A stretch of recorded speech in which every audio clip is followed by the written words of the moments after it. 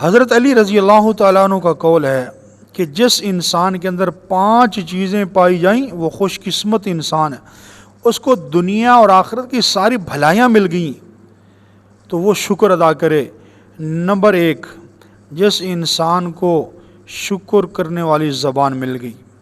ہم عام طور پر دیکھتے ہیں کہ لوگ ہر وقت روتے ہیں، ہر وقت ناشکری کرتے ہیں، تو جس کو شکر کرنے والی زبان مل گئی، اور نمبر 2، جس کو ذکر کرنے والا دل مل گیا، ہر وقت وہ اللہ کی یاد میں لگا رہتا ہے، یہ بھی خوش نصیب انسان ہے۔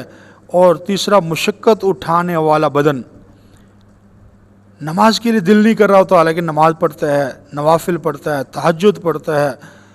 اور نمبر 4، وطن کی روزی، جس کو گھر کے اندر، وطن کے اندر، علاقے کے اندر بقدر کفایت روزی مل گئی، خوش نصیب انسان ہے۔ اور 5واں، جس کو نیک بیوی مل گئی، وہ یہ 5 چیزیں جس انسان کو مل گئی وہ دنیا کا خوش نصیب انسان ہے۔ اللہ سے دعا ہے کہ اللہ ہم سب کو یہ 5 نعمتیں عطا فرما دے۔